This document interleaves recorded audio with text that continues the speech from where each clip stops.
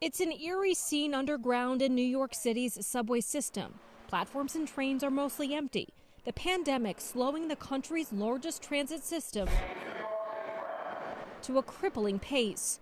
As New York gears up to slowly reopen, the Metropolitan Transit Authority, or MTA, which runs the system, is strategizing how it will handle an eventual boost in ridership.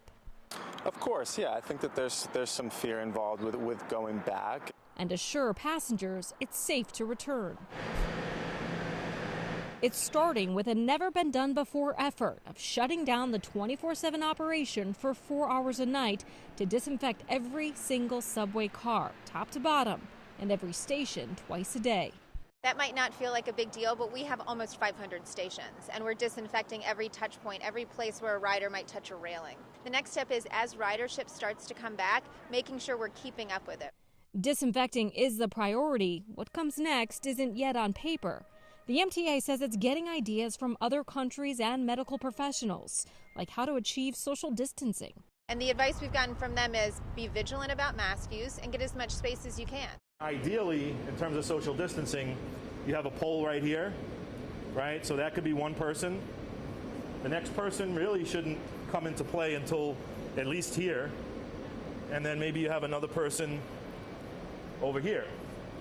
Eric Logel drives the trains. He's lost nearly 100 colleagues to COVID-19 in the last 2 months.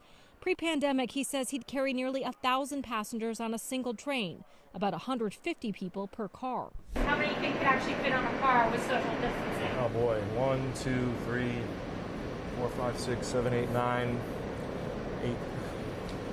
Maybe, say less than 30. The MTA plans to hire new people to man the platforms, direct riders to less crowded subway cars. Random temperature checks of passengers is being considered, and decals on the platforms is also a possibility.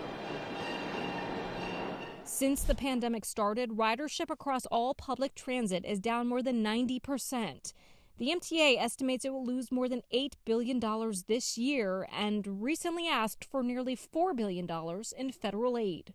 We want ridership to come back, but we know that we have to make people feel safe and secure.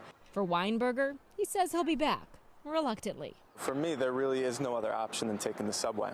It's going to look like a different subway, isn't it? It's going to be unlike anything we've seen before.